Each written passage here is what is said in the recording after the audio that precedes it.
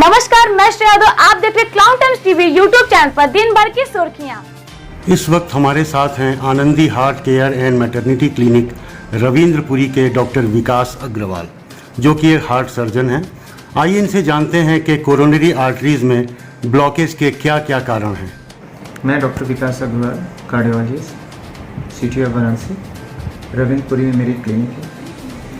Heart attack या heart में blockage, जिसे कोरोनरी आर्टरी डिजीज़ कहते हैं, उसके जो रीज़न्स हैं, उसके सबसे इम्पॉर्टेंट रीज़न्स या मेन रीज़न्स जो होते हैं वो blood pressure, sugar, cholesterol, smoking, मोटापा और पुअर लाइफ स्टाइल जैसे इनएक्टिविटी, मोटापा और कभी कभी फैमिली हिस्ट्री मेन उसके रिस्क फैक्टर्स होते हैं।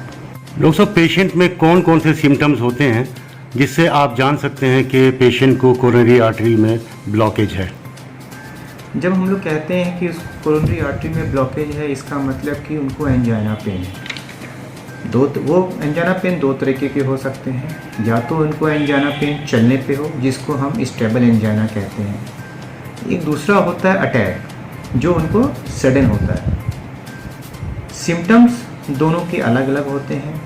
जो एंजाइना पेन के सिम्टम्स होते हैं वो पेशेंट जब यदि सीढ़ी पे चल रहा है, तेज चल रहा है या दौड़ रहा है या कोई भारी काम कर रहा है, उस समय उसको सीने में दर्द हो, या कभी कभी सीने के दर्द के साथ साथ वो दर्द कभी उसके जबड़ों में, हाथ में, कंधों पे या पीठ की तरफ जाए, तो उसको एंजाइना पेन कहते हैं।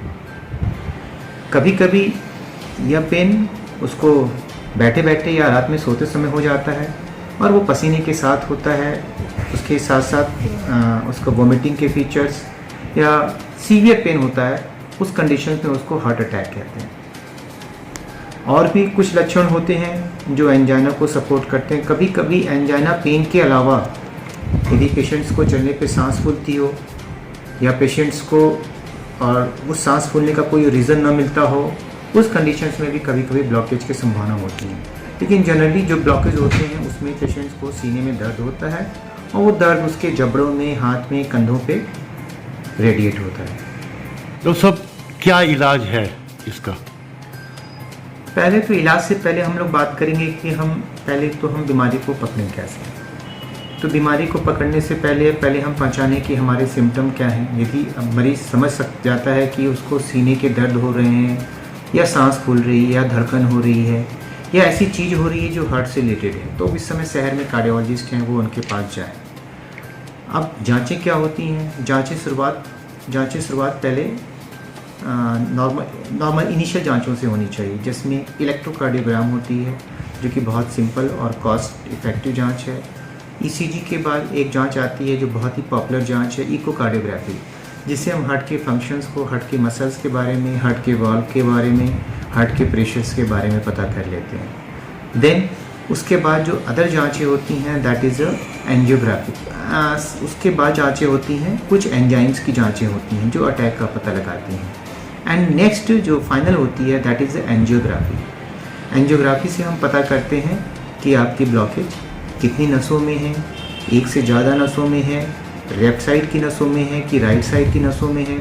क्या उसके लिए हमें सिर्फ दवाइयों का प्लान करना है, क्या एंजियोप्लास्टिक करनी है और क्या बाईपास करना है, ये हम डिसीजन कर सकते हैं। एक जांच और होती है एंजियोग्राफी के अलावा, जिस एंजियोग्राफी की हम बात कर रहे हैं वो कन्वेंशनल एंजियोग्राफी है, जो हम जनरली हाथ की नसों से या पैर की नसों से करते हैं। नए समय में आजकल हम लोग हाथ की नसों से कर रहे हैं, जो पेशेंट्स के लिए बहुत ही कन्वीनियंट है और बहुत ही टाइम सेविंग है। विद इन 2 आवर्स में हम पेशेंट्स को डिस्चार्ज कर देते हैं। कुछ जांचें होती हैं जिसे हम सीटी एंजियोग्राफी कहते हैं। उसमें पेशेंट्स को कोई पंक्चर नहीं करना पड़ता है, कोई हार्ट के वेसल्स में कोई कैथेटर या कोई वायर प्लेस नहीं करना होता है। ये सिर्फ सीटी की मदद से होता है, लेकिन यह सबके लिए नहीं है। ये वहाँ पे सीटी एंजियोग्राफी हमें वहाँ पे परफॉर्म करनी चाहिए जहाँ पे हमें कन्फ्यूज़न है कि पेशेंट्स को एंजाइना पेन है कि नहीं है। जनरली कुछ फीमेल पेशेंट्स में जहाँ वो एंजाइना के सिम्टम्स तो देती हैं, लेकिन उनको एंजाइना के कंप्लीट प्रोफाइल में हम लोग नहीं मानते हैं, वहाँ पे हम लोग सीटी एंजियोग्राफी परफॉर्म करते हैं। तो जनरली एंजियोग्राफी से हम पता कर लेते हैं कि पेशेंट्स को सिंगल वेसल डिजीज़ है या मल्टी वेसल डिजीज़ है, पेशेंट्स को छोटे ब्लॉकेज हैं, बड़े ब्लॉकेज हैं, पेशेंट्स को 70% से नीचे ब्लॉकेज हैं या 90% के ऊपर ब्लॉकेज हैं। उसके आधार पे हम पेशेंट्स को बताते हैं कि आपका मोड ऑफ ट्रीटमेंट या तो मेडिकल मैनेजमेंट हो सकता है, या एंजियोप्लास्टी हो सकती है, या फिर बाईपास हो सकता है। डॉक्टर साहब, एंजियोप्लास्टी का क्या प्रोसीजर है? जिस रास्ते हम एंजियोग्राफी करते हैं, चाहे वो रेडियल रूट हो चाहे फीमोरल रूट, रेडियल रूट और फीमोरल रूट का मतलब हाथ की नसों से और पैर की नसों से, सेम समय उसी टाइम पे हम एंजियोग्राफी सिर्फ जांच होती है, एंजियोप्लास्टी उसको करेक्शन मेथड होते हैं। तो एंजियोप्लास्टी में हम पेशेंट्स को जो ब्लॉकेज होता है उसमें जो क्लॉट्स होते हैं, यदि उसको निकाल के वहाँ पे जो ब्लॉकेज होते हैं उसको बैलून से फुलाना और उसको फिर उसमें छल्ले डालना, जिसे स्टेंट प्लेसमेंट कहते हैं, उससे एंजियोप्लास्टी कहते हैं। तो जनरली जो एंजियोप्लास्टी होती है उसमें बैलूनी प्लस स्टेंट दोनों का कॉम्बिनेशन होता है आज के समय। और आज के समय हमारे पास बहुत अच्छे मॉडर्न ड्रग एलिटिंग स्टेंट हैं, दवाई वाले छल्ले होते हैं, जिनकी बहुत ही लाइफ लॉन्ग होते हैं, जिनके बंद होने की संभावना बहुत कम होती है। और आज के समय में विदिन 24 आवर्स हम पेशेंट्स को एंजियोप्लास्टी करके आराम छुट्टी कर देते हैं, जिससे उनके अंजाना पेन में बहुत ही ड्रास्टिक रिलीफ भी मिलता है। एक angioplasty with stent with balloon के आसपास का खर्चा पड़ता है। डिपेंड करता है कि प्रोसीजर बहुत लंबा है, प्रोसीजर्स में स्टेंट की मात्रा स्टेंट के नंबर बढ़ रहे हैं या बैलून के नंबर बढ़ रहे हैं, या आजकल कुछ नए प्रोसीजर्स हो रहे हैं जिसमें कुछ नए टेक्निक यूज़ हो रहे हैं, जैसे आईबस, रोटा, उस कंडीशंस में कॉस्ट बढ़ सकती है। अदरवाइज यदि ऐसी कोई चीज़ें नहीं है तो 1.0 से 1 खासकर 1.0 तो नहीं कह सकते, क्योंकि आज के समय प्रोसीजर कॉस्ट और dye and stent and balloon यदि हम सब बहुत अच्छी क्वालिटी की यूज़ करते हैं तो लगभग 1.2 के आसपास कॉस्ट हमारी जाती है। एंजियोप्लास्टी के बाद क्या क्या सावधानियां बरतना चाहिए जिससे आगे चल कर के उसको कोई और कॉम्प्लिकेशन ना हो? सबसे इम्पॉर्टेंट सावधानी तो पेशेंट्स को जो रिस्क फैक्टर्स हैं उनको बिल्कुल कंट्रोल रखना चाहिए। रिस्क फैक्टर्स फिर वही हम बात कर रहे हैं जो हम पुरानी बात कर रहे थे, blood pressure, sugar, cholesterol, smoking, tobacco and physical activity. यदि पेशेंट्स के ये रिस्क फैक्टर्स वेल कंट्रोल रहते हैं, पेशेंट्स प्रॉपर अपने कंसल्टेंट, अपने क्लिनिशियन के आधार पे जो मेडिसिन लेते हैं, खासकर जो ब्लड थिनर जो उनके clinician as a cardiologist advise कर रहे हैं जो लेते हैं, तो चांसेस ऑफ स्टेंट के बंद होने के बहुत कम रहते हैं, उनकी लाइफ बहुत अच्छी रहती है। इस वक्त हमारे साथ हैं Ravi neuro psychiatry centre Ravindrapuri के डॉक्टर श्रेयांश द्विवेदी, जो कि मस्तिष्क एवं मानसिक रोग विशेषज्ञ हैं। आइए इनसे जानते हैं कि सीजोफ्रेनिया क्या है। नमस्कार दिनेश जी, बहुत बहुत धन्यवाद मुझे इस प्रोग्राम में शामिल करने के लिए।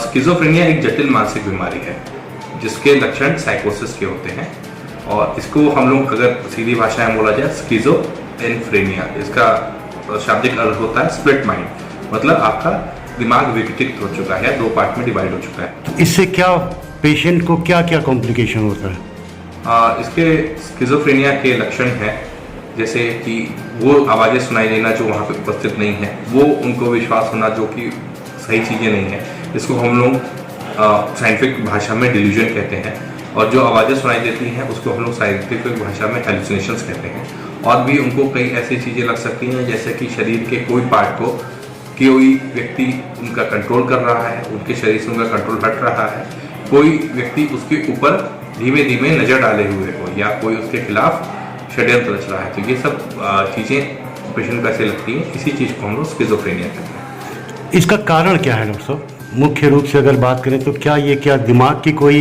विकृति है क्या? जी, ये दिमाग की ही विकृति है, बट इसका स्पष्ट कारण हम लोग को नहीं पता है। कई हमारे पास हाइपोथेसिस और थ्योरी है, इसमें सबसे इम्पोर्टेंट थ्योरी हम लोग की डोपामिन की होती है कि डोपामिन का फंक्शन बढ़ जाने की वजह से दिमाग के कुछ भागों में ऐसे ही हम लोग को विकृति चालू हो जाती है। और भी कई न्यूरोट्रांसमीटर्स डोपामिन के अलावा इसमें रिस्पॉन्सिबल है, बट लेकिन डोपामिन इसमें हमारे न्यूरोट्रांसमीटर प्रमुख है। जब एक बार आपने पहचान लिया कि कोई व्यक्ति सीजोफ्रेनिया से पीड़ित है, तो उसका क्या इलाज है और ये कितने दिनों तक चलता है?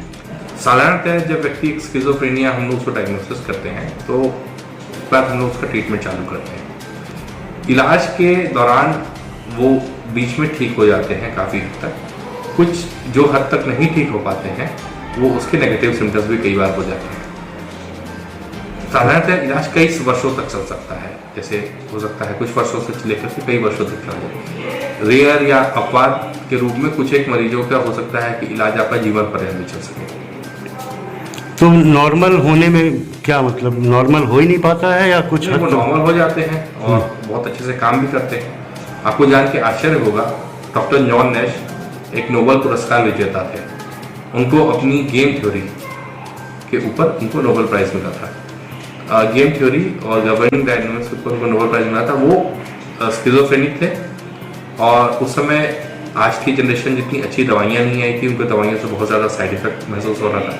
उसके बावजूद वो उन्होंने अपनी बीमारी को सही ढंग से देख करके और कंट्रोल किया और साथ में उन्होंने अपनी जो गेम थ्योरी दी उसकी वजह से उनको एक नोबेल प्राइज के भी मिला।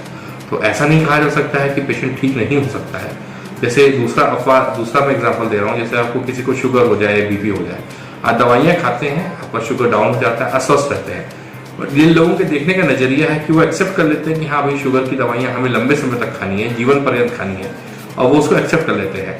बट अभी भी हमारे समाज में ये एक्सेप्ट नहीं हो पाया है कि स्किज़ोफ्रेनिया जो जटिल मानसिक बीमारी है उसका इलाज कुछ समय तक चले, कुछ वर्षों तक चले, तो लोग उसको भी एक्सेप्ट नहीं कर पाते हैं। तो थोड़ा सा मुझे लगता है कि हमें इसमें एक्सेप्टेबिलिटी बढ़ानी पड़ेगी कि जैसे बाकी बीमारियां भी हैं थोड़ी लंबी चलती है, थोड़ा सा ये भी लंबा चलता है। इसमें काउंसलिंग का भी कोई रोल है? स्किज़ोफ्रेनिया में काउंसलिंग का रोल है, बट इसका रोल बाकी जो मानसिक बीमारियां हैं जैसे कि डिप्रेशन, ओसीडी, एंजाइटी डिसऑर्डर, उसकी वजह से इसका काउंसलिंग का रोल उतना ज़्यादा वो नहीं है, इस पर रोल इसकी कमी है। क्लाउन टाइम से बात करने के लिए धन्यवाद। धन्यवाद Dinesh ji. Clown times TV YouTube channel की खबरों को आगे भी देखने के लिए चैनल को लाइक करें, सब्सक्राइब करें, घंटी को जरूर दबाएं। क्लाउन टाइम्स की खबरों को फेसबुक पेज पर देखने के लिए पेज को लाइक जरूर